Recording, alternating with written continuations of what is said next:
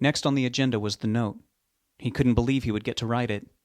He took the little girl's drawing of the demon and wrote on the back of it. He would not need the drawing for reference for himself anymore. The book was much more thorough and full of pictures of the demons. He used the suitcase as the item to write it on. It was a bumpy surface, but it was the smoothest thing around.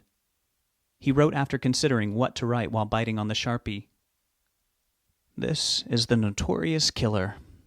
He is obviously dead, so you do not have to worry about him anymore. However, there is still the threat of the monster that he is related to. A picture of it is on the other side. It has come to kill off its bloodline. This man is an example of the reason why. Most people, though, are just hapless victims like me. Please tell the lineage that they are in danger, but they can be safe very easily. They just have to know what to do. Keep the lights on. They come at night. Do not be alone. They only come when no one else is around. They are smart. Do not try to trick them.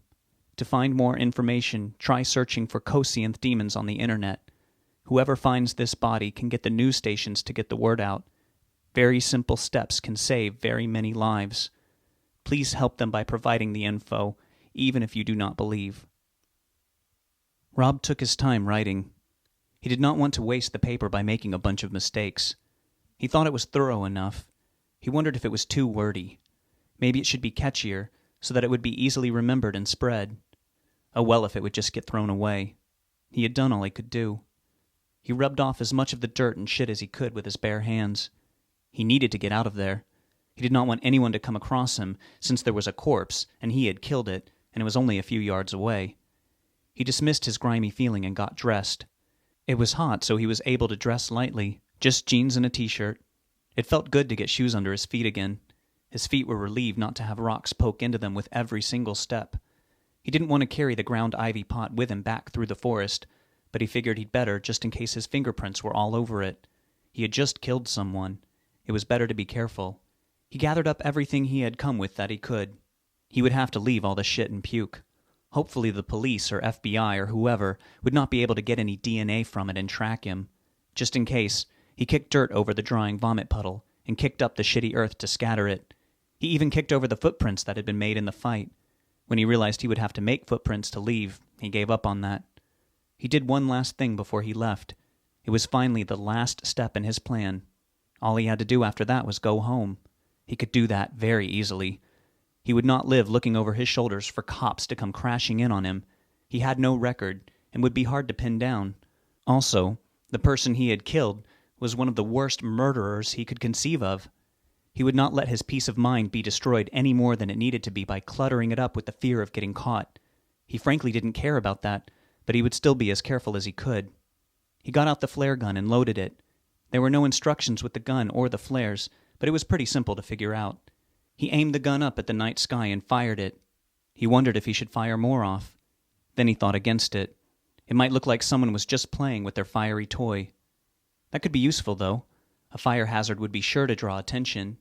He loaded and fired the other two flares before the first one had even completely burned out. He hoped they wouldn't start a real fire. That would destroy crucial evidence. That was it. Fire flare gun. Check and done. He grabbed the suitcase and the potted plant and headed back for the car. He couldn't wait to see Sue and Michelle again. He couldn't wait to return the car and make amends. He couldn't wait to sleep in a comfy bed again. Surely they would understand. He couldn't wait to take a shower. Mostly, he couldn't wait to get back to his normal life.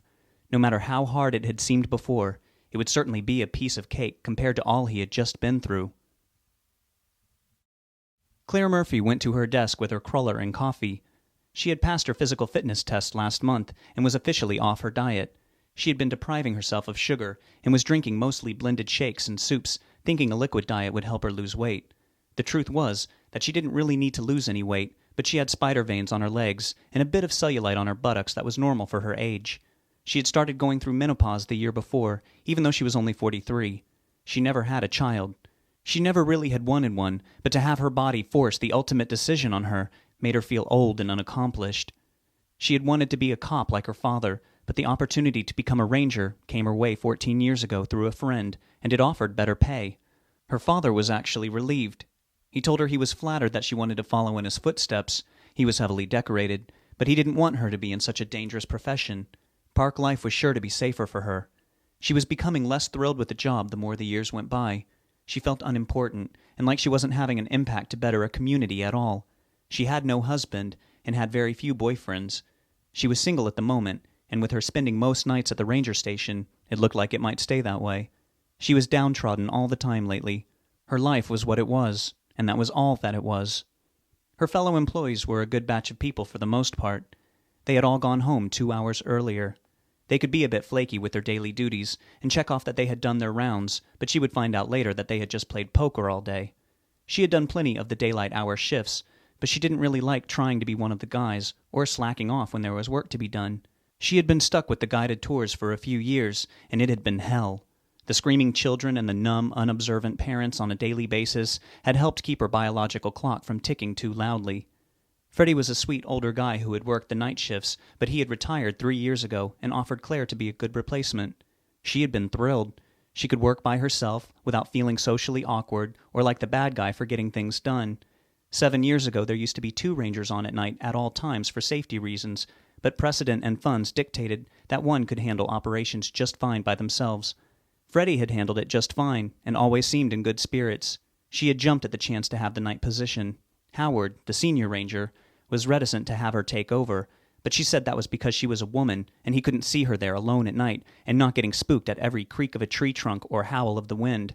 She had played the sexual discrimination card, and Howard said if she wanted it that bad, she could have it. So she had replaced old Freddie and had become old Claire. She wondered why she had been so happy to not have to deal with tourists anymore if she really wanted to make a difference in people's lives. Then again, what she was doing was informing 8-year-olds and zombie parents on the petrification of 3-million-year-old trees. They didn't care, and neither did she anymore. She dunked the cruller into her steaming coffee and took the first bite. It was soggy and ridiculously delicious. She sipped the coffee and let it drizzle down her throat. She was on a new, carefree path in life. She would start to live it up more. She would find happiness somewhere, even if it was just in life's little pleasures. The telephone on her desk rang. It made her jump. It hadn't rung for the last few nights. She picked up the receiver and spoke. Petrified Forest Station, Ranger Murphy speaking. There was the unreliable crackling from a cell phone on the other end. "Hello?" she said. "Hello? Is this a ranger station?" It was the voice of a young man. "Yes, it is. How can I help you?" "Me and my girlfriend were staying out off the unofficial trail, and we saw some flares go up." The unofficial trail was where the cheap nature freaks and hippies went so they wouldn't have to pay admission to the main attraction, which was the guided meadow walk tour and official entrance to the park. It was also where teenagers went to party sometimes late at night, since the main part of the forest was closed at 7 p.m. They never had too many people or too big a party, because they were sure to get busted, but the national park was too expansive and understaffed to really enforce the hours over more than just the main area. In some of the deeper parts of the forest, where no one who was just visiting would bother to go, there were supposed to be generations of nomads. It was almost the stuff some legends were made of. Whenever a report on a suspicious-looking character came in, the other rangers always said jokingly to look out for the nomads. The guy on the phone had to be a local. Only the locals knew what the unofficial trail was, and to call it that. She doubted that the nomads used cell phones. "Flares, you say?" "Yeah, I don't know. Maybe somebody is in trouble. We didn't find anything. We looked and called out, but nobody answered." "It might not be anything to worry about. I can have a team go out tomorrow morning and check the area." "Okay. It was weird, though. They sent up a few of them, one right after the other. They were burned out by the time we got to start searching. It was nearby where we were camped. Maybe somebody is really hurt out there." "Where exactly did you say this was?"